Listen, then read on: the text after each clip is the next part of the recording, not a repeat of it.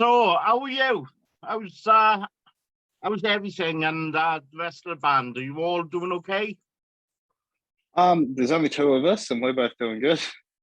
One of Danny was meant to be in tonight, but he's had to go off and do some work in the city, so he's unfortunately not going to be joining us. So, whereabouts you based in Australia? So we're both from Brisbane, so like the main city of Queensland, and we're both in the northern part of Brisbane.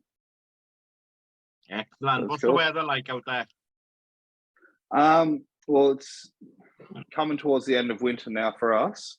Yeah. And winter in Queensland is like still low 20s in the middle of the day. So we don't really get a true winter. Right. And you'll still see us all in jumpers and shit, but yeah, we're not built for cold. So, starting right at the beginning, what was life like growing up, and what music influences did you have? Like for me, or for like each of us, kind of thing? Well, for yourself and yeah, sure. So I started getting into like kind of typical openers to heavy stuff when I was like 14. 13, 14, so I was listening to like Korn, Marilyn Manson, I can't remember what else. Just like Linkin Park, System of a Down, all the kind of your gateway kind of bands. I never really got that into Metallica or anything, but I also never really played guitar, so I didn't have that same kind of inclination. Yeah. And then it just kind of got progressively heavier and more into like the core side of things, like with some Aussie bands like Parkway Drive, Prom Queen, but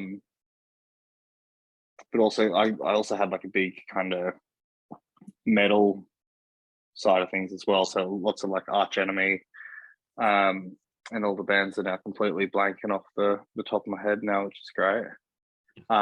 Absolutely loved Arch Enemy, All Shall Perish, Suicide Silence, all those kind of heavier kind of bands that still had some technical stuff to them.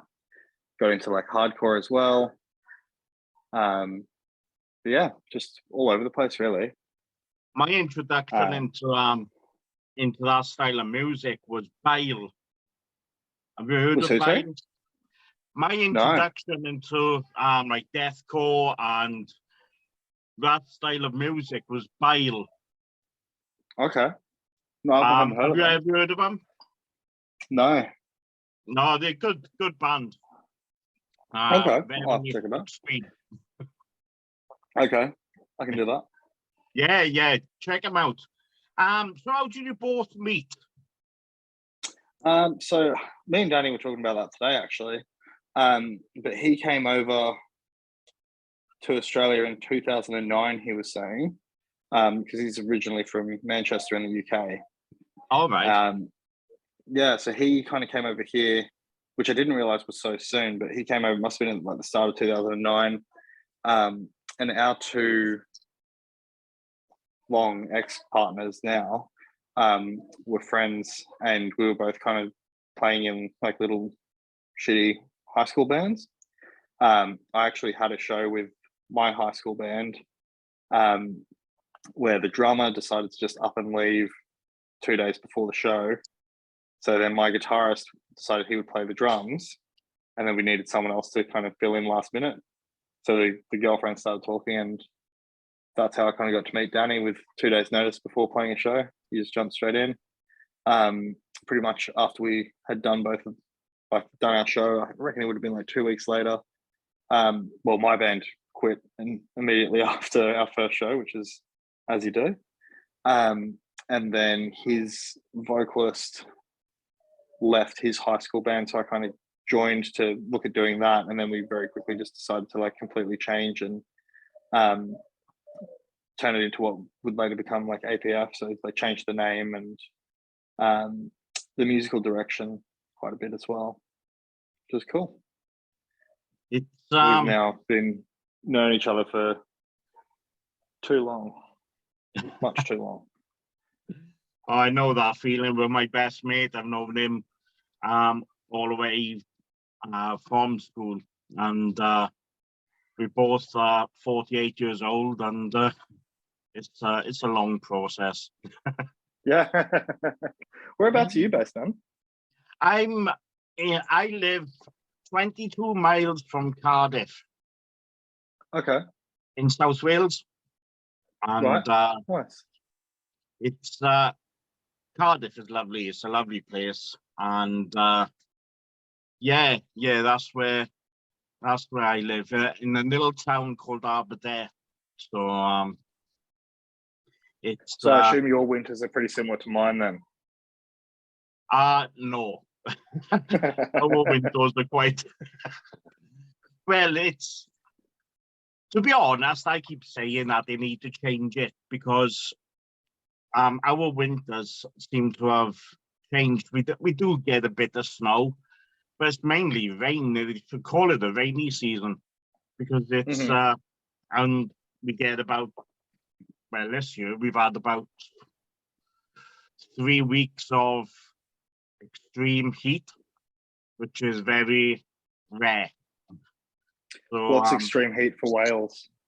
Oh God, we were up in the 34s, 35s, and like that is really, really, really hot for you, because normally we're in the 20s, and but yeah, we had droughts and everything. It's strange. Oh, that's not good. It's very, very rare. But the thing is, over here, one day we can have droughts, and then 2 days later we can have floods. So it's so strange. It's pretty temperamental. Yeah. So I've got a chance to watch your music video for Captain Evil. Thank you. Awesome. I'm very brutal. Yeah. We don't know how to do anything else. Yeah. You've got a new EP coming out on 23rd of September. Yep. Madness and Medicine. Can you tell me a bit about the album and sure. how long you took to record, where you recorded it? Okay, so we started writing what would become this EP. I reckon it was like 2009. No, not that. 2019. Right. And we like got all set up for pre-production. I'm trying to keep like my timelines in my head, because COVID's just kind of completely fucked any kind of timelines that anyone could kind of think about.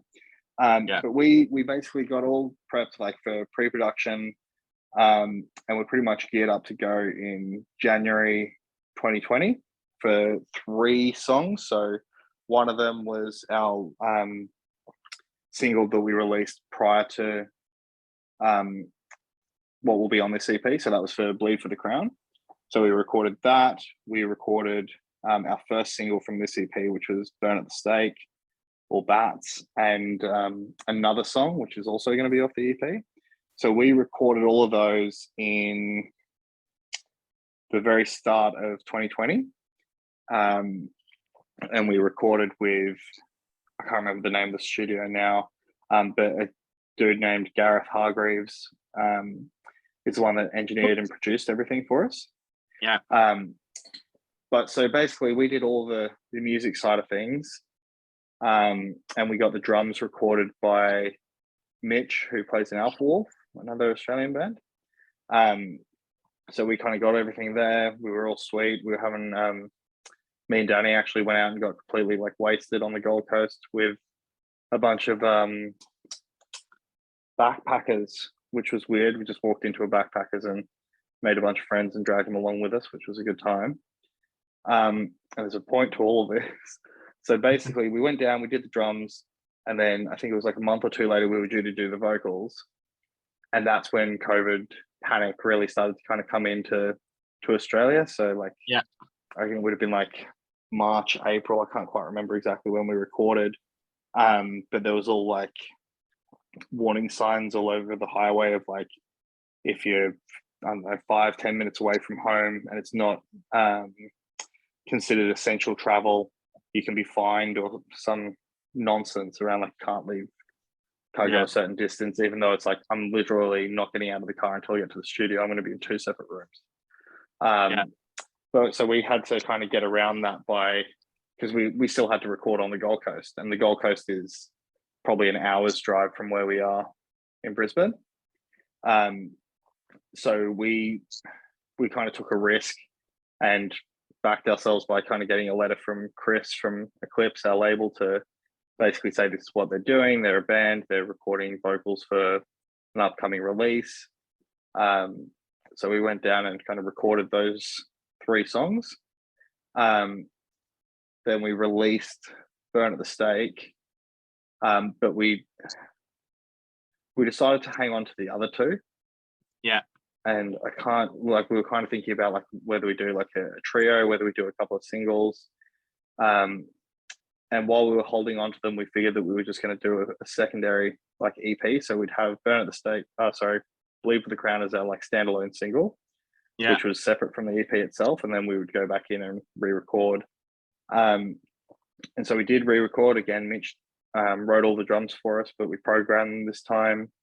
And this would have been in like November last year. That was when we actually kind of got our act together and got back in the studio.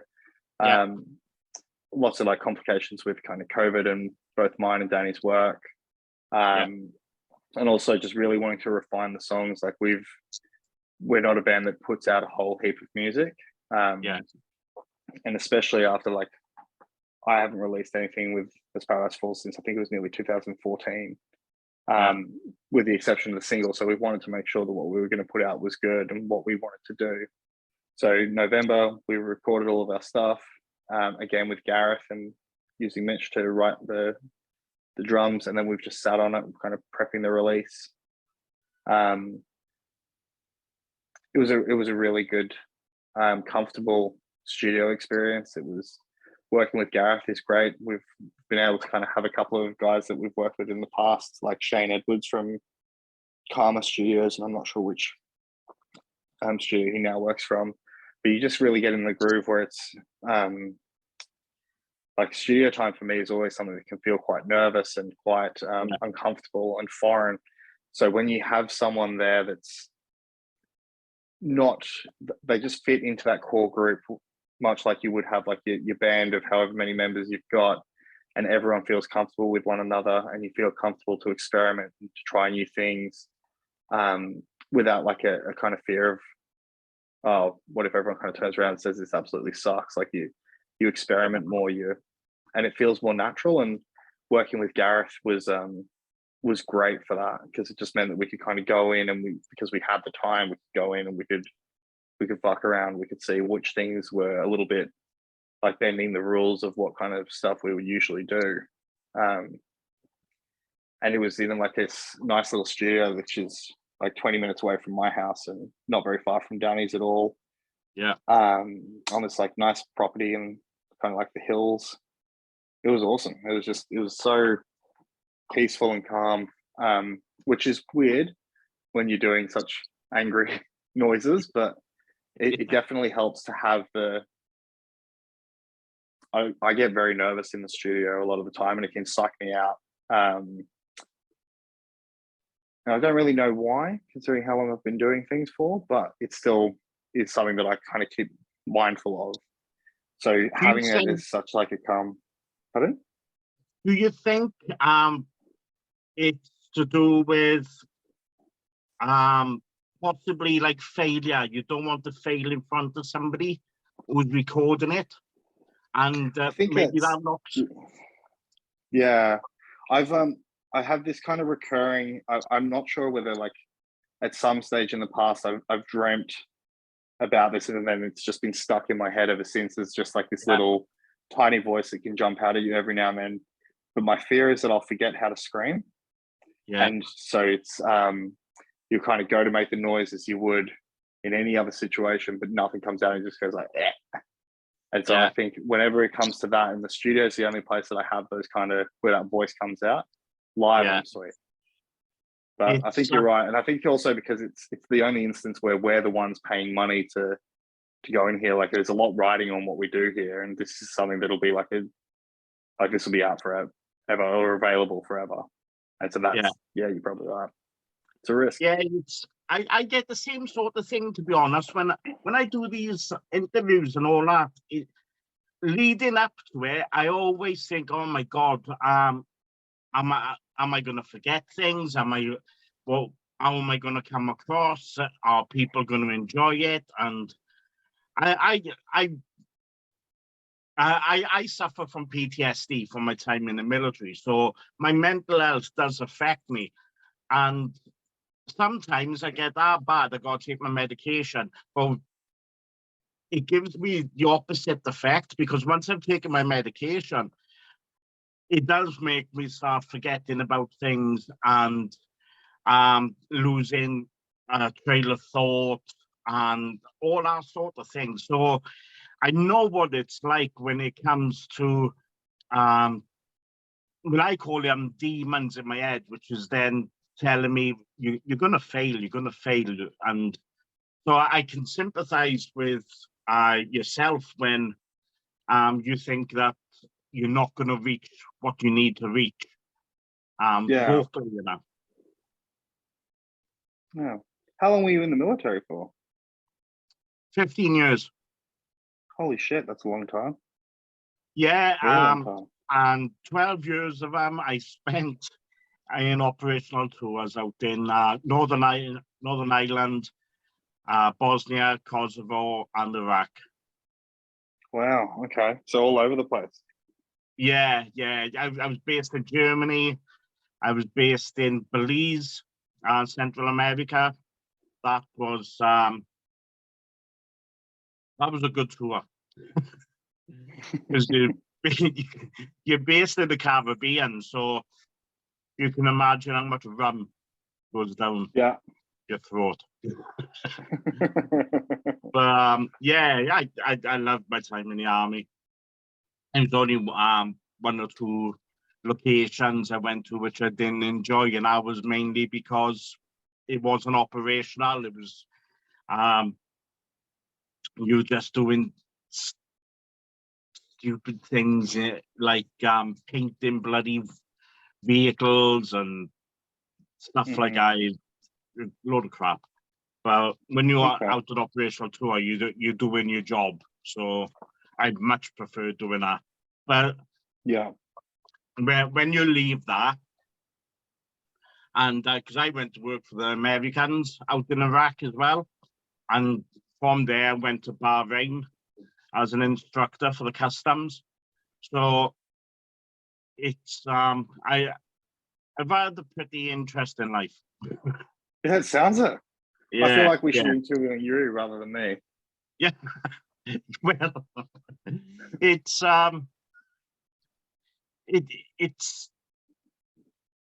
I like now I could talk about it and all that, but for quite some time I couldn't really talk about things and all that.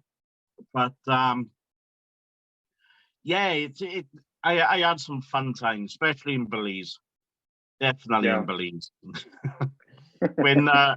When you get every weekend off and your weekend is going out to a little Caribbean island to drink lots of Caribbean rum and pineapple and playing volleyball and snorkeling and canoeing, kayaking.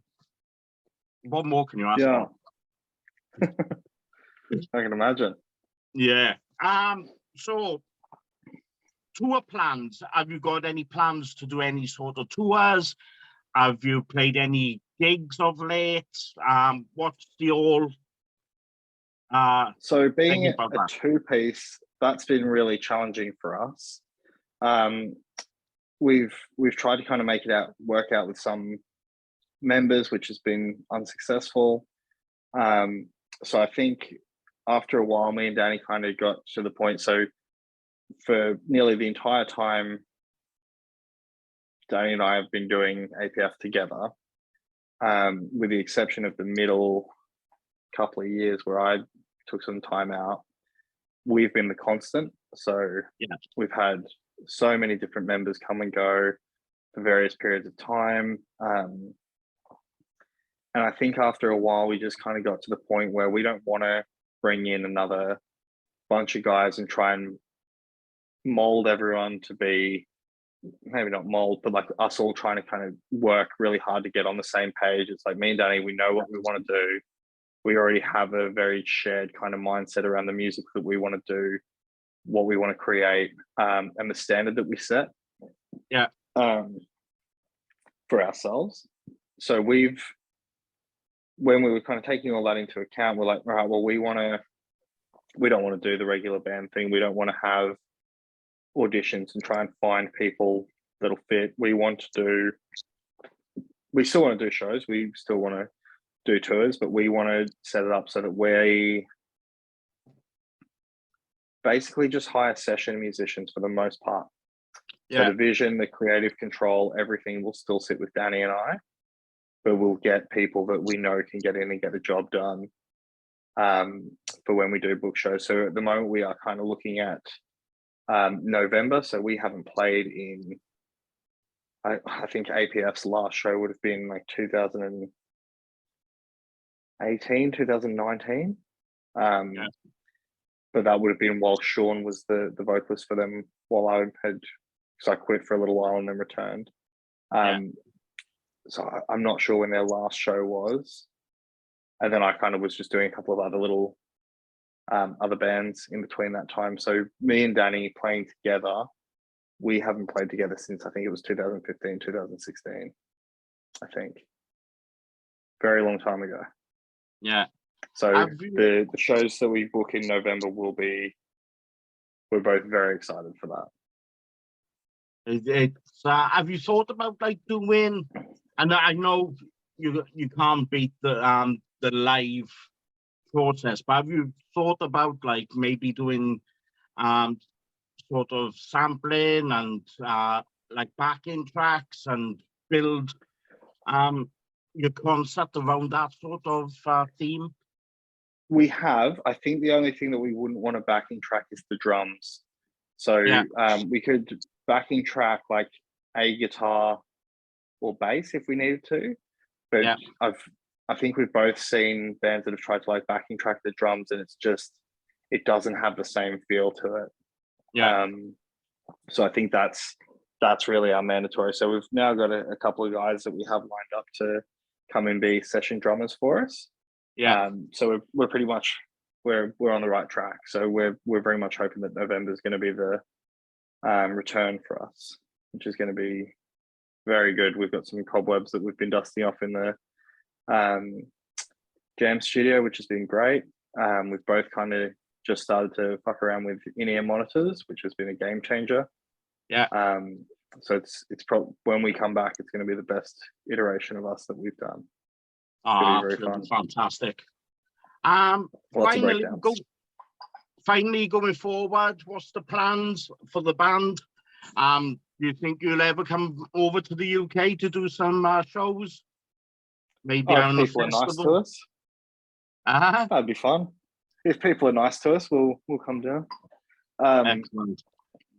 It can be a little tricky for us. So, especially being a two-man band, it can be challenging. So if we were going to take session musicians over from Australia, we'd have to be paying their way. Not impossible, but it's challenging, and we definitely need some thought. I've also got a 3-year-old child, so I'm quite frequently being run off my feet around the house. I can hear her now. Before I let you go, what formats is the EP coming on? So we're staying entirely digital for this EP. So this will be the first release that we've done that doesn't have a physical release. But at the moment, it's on all major streaming platforms. So your Spotify, Deezer, I think was one, Pandora.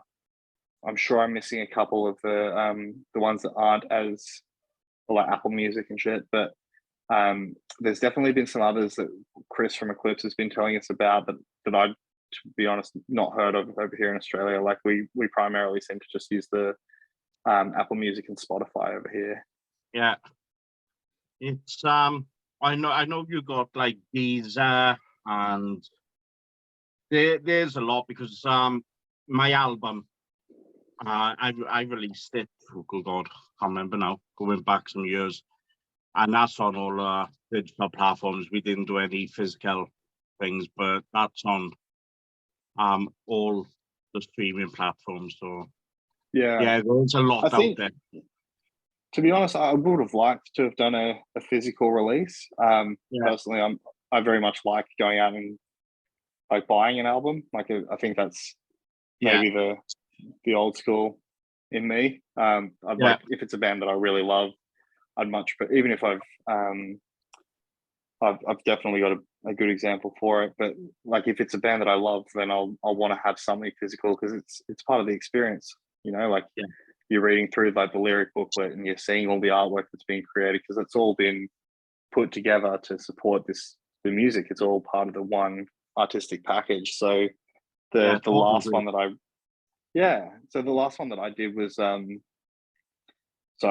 one of my mainstay favorite bands has been Misery Signals, and so when they released Ultraviolet, I think it was last year or the year before, I ended up putting it on Spotify. I think I might have also got it on iTunes.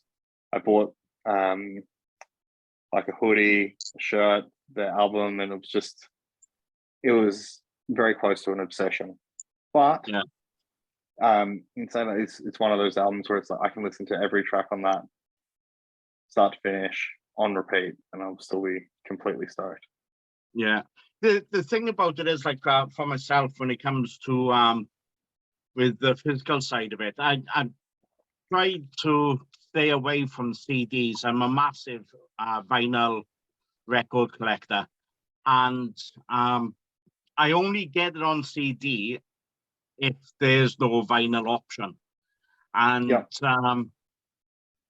like you say, when you're purchasing an album, you contribute into the band. You're giving the band something back. And for me, with digital releases, it's so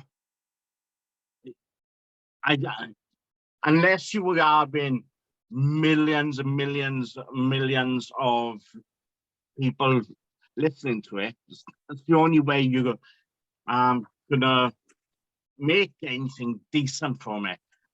And for me, I'm a big, if I go to see a band, I hope that I get to meet the band and I can get the physical, being CD or being vinyl, signed.